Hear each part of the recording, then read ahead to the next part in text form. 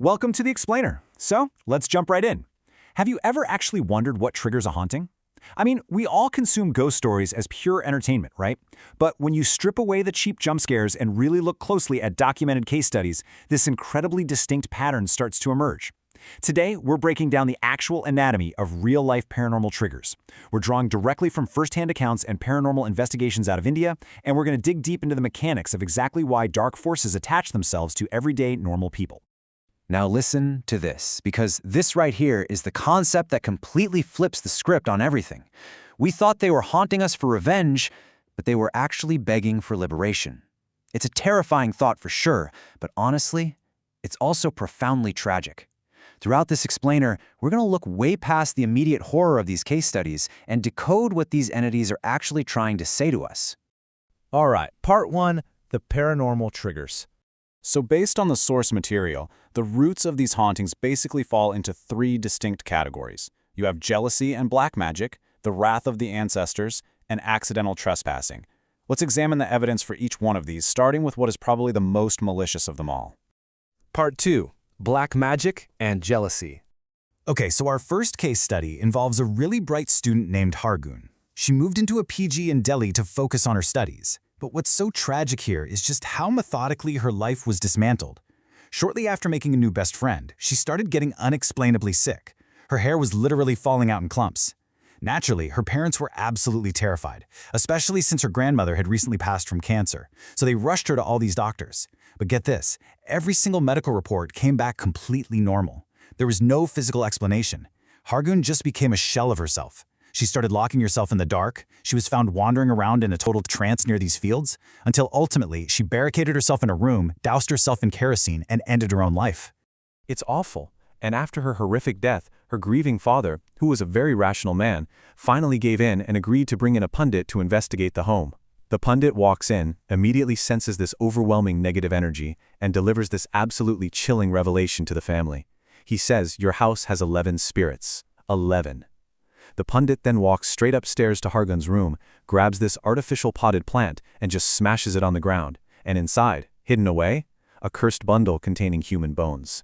Which brings us directly to the cause, Maran Kriya. This is a severe, incredibly dark ritual performed with one sole intent, and that is to cause extreme harm or death. And you know who the source of this curse was? Hargun's own best friend, Matrani. Out of pure, toxic jealousy over Hargun's beauty and her academic success, Matrani had gifted her a friendship band. But it wasn't a friendship band at all. It was actually a binding spell, specifically designed to trap Hargun with these torturous spirits. By the time the family discovered the truth, Matrani had completely vanished from the university. This case just perfectly highlights jealousy as a weapon. It's literally weaponized envy. And unfortunately, it's not an isolated incident in our source material. The text recounts another really chilling anecdote from West Bengal. A young boy suddenly began zoning out and failing all his classes. Well, it turned out an envious neighbor, who was furious that this boy was outperforming her own son, was secretly feeding him tainted, cursed food every time he came over to visit. The trigger in both these cases is the absolute darkest aspect of human nature, just pure envy. Moving right along to part 3, Wrath of the Ancestors. Now, shifting gears from the malicious intent of the living to the terrifying demands of the dead, we have to look at Rahul's family in a rural village in Odisha. To really understand what happened to them, you have to understand the concept of a Brahma Rakshas. Rahul's family had a generational pact to appease this incredibly powerful spirit. It's a very strict ritual, requiring a married couple, specifically with a woman who is exactly 7 months pregnant, to perform a specific rite. But Rahul's father was a retired Navy officer. He was highly rational, and he just flat out refused to participate. He completely dismissed the whole thing as village superstition. And the clash here between rational thought and paranormal reality was just stark. You know how it is, we try to logic everything away, right? When the family tried to leave the village after a funeral, a cat mysteriously died under their car. They rationalized it. Then, thick black smoke suddenly obscured their windshield and caused them to crash. They rationalized that too. But that night, back at the village house, the rationalizations totally fell apart. There was this aggressive, pounding knock at the door. They opened it, and no one was there, but the grandmother's earring was mysteriously sitting right there on the doorstep. And then it escalated. Rahul's mother, totally terrified and shivering, reported seeing a figure standing just outside her room. And the figure spoke.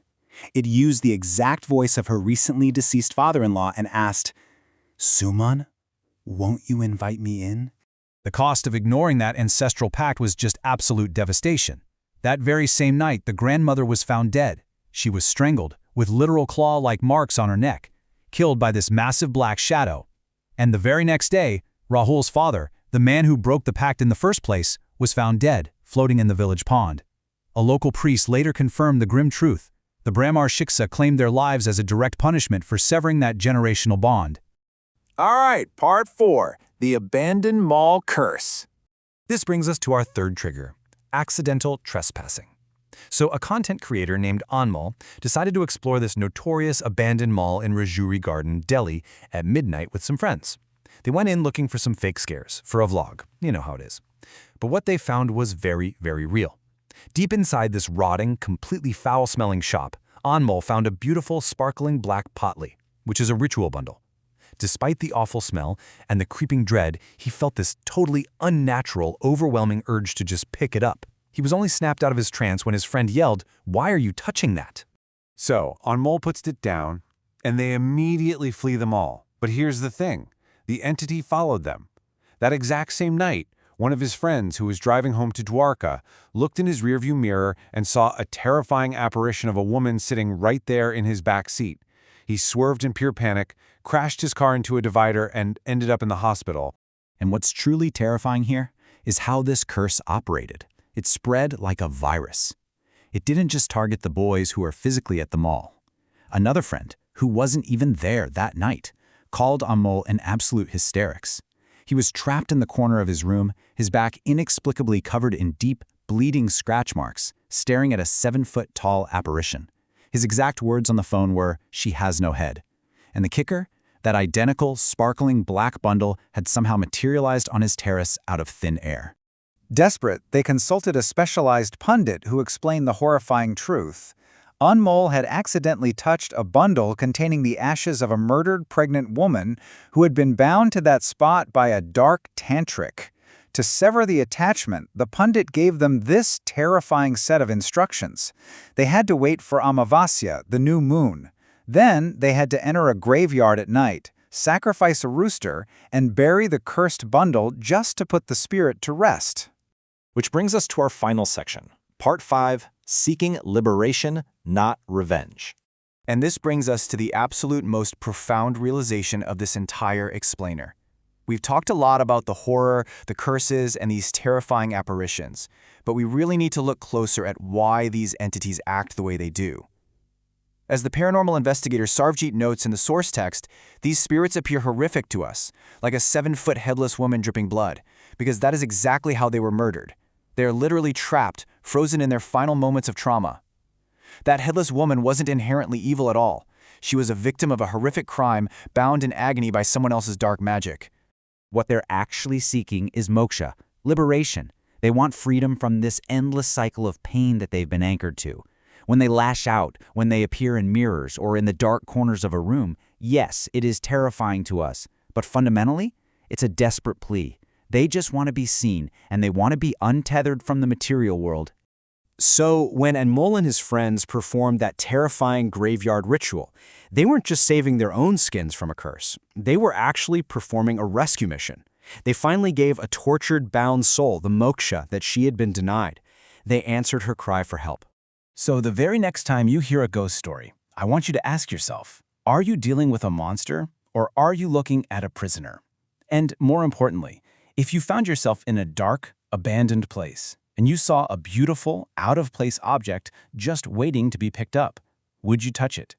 Thank you so much for exploring this with me today on The Explainer. Stay curious, and please stay safe out there.